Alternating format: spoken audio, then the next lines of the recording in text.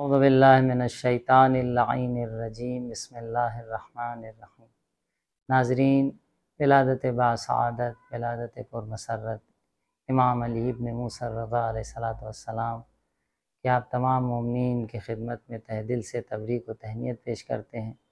بہت ہی خوشی کی تاریخ ہے، مسرت کی تاریخ ہے، کیونکہ امام ہمارے 8ویں امام علی ابن موسیٰ الرضا علیہ السلام کی جو ولادت ہے، جو کہ شاہ خراسان ہیں، اور پوری دنیا سے لوگوں کے قلوب آپ کی طرف، شیخان ادر قرار کے قلوب آپ کی طرف متوجہ۔ بڑی عظمت ہے آپ کی، اور آپ کی جو ولادت ہے وہ سن 148 ہجری میں مدینہ منورہ میں ہوئی، اور آپ کی شہادت 203 ہجری، یعنی کل آپ کی عمر 55 سال تھی۔ لیکن یہ 55 سال کی عمر کتنی بابرکت تھی، کتنی باعظمت تھی کہ آپ نے دین مبین اسلام کو اور مقصد رسالت کو آگے بڑھایا۔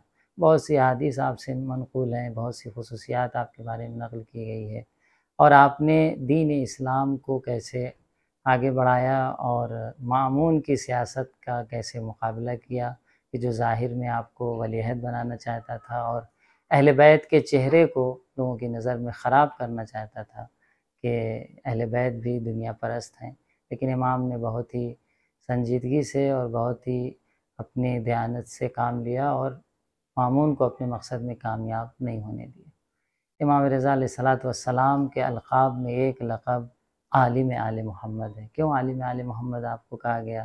کیونکہ مامون کا جو زمانہ تھا وہ زمانہ جنگ کا اور جدال کا، آپ تلوار کا تو تھا ہی، لیکن علمی دور بھی ہو چکا تھا۔ لوگ علمی مناظرے اور ان چیزوں کی طرف، کیونکہ اہل بیت کا علم پوری دنیا میں پھیل چکا تھا، اور لوگ اہل بیت سے عقیدت رکھتے تھے اس بنیاد پر، کیونکہ اللہ نے انہیں علم لدنی عطا کر کے بھیجا تھا، اور علم کے ساتھ ساتھ عمل بھی پایا جاتا تھا۔ تو بہت سے مناظرے امام نے انجام دیے، کیونکہ مامون نے بہت سے علماء کو دعوت دی تھی، عیسائی علماء کو، یہودی علماء کو، دوسرے مذاہب کے علماء کو۔ امام ہر مناظرے میں کامیاب ہوتے رہے اور سامنے والے کو، اپنے حریف کو شکست دیتے رہے، اس لیے آپ کے القاب میں ایک لقب عالم آل محمد پڑ گیا، یعنی آل محمد کا عالم۔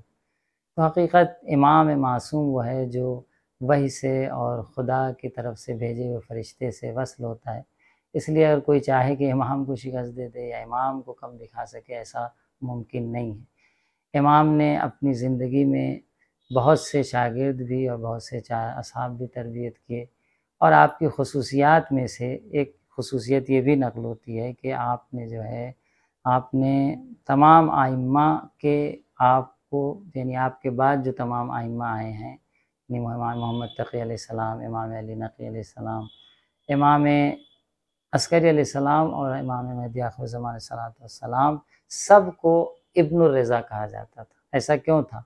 جبکہ دوسرے ائمہ میں ایسا نہیں تھا، لیکن ان تمام ائمہ کو جو آپ کے بعد آئے ابن الرضا یعنی رضا کے فرزند کہا جاتا تھا۔ اس کی ایک وجہ یہ تھی کیونکہ بہت سے شیعہ حضرات ایسے تھے جو 6 امام پر جا کے رک گئے، 7ویں امام پر واقفیہ جا کے رک گیا، لیکن جب امام رضا کا دور آیا اور امام پہ جس شخص نے اور جن لوگوں نے امام کا پر عقیدہ رکھا اور انہیں امام مانا، پھر اس کے بعد کوئی رکا نہیں، پھر وہ 12ویں امام تک اس کا سلسلہ رہا۔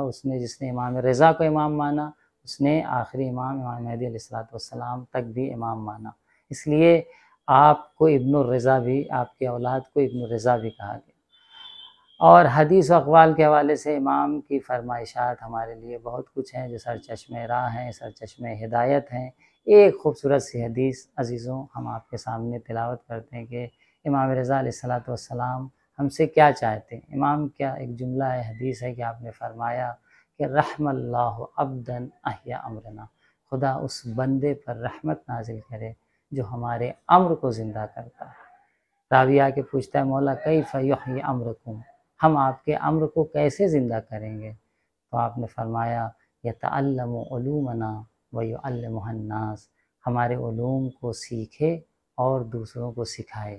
فإن الناس لو عرفوا محاسن کلامنا، کہ لوگ اگر ہمارے کلام کی خوبیوں کو پہچانیں گے، ہمارے کلام کی خوبصورتی کو جانیں گے، تو یقیناً ہماری پیروی کریں گے۔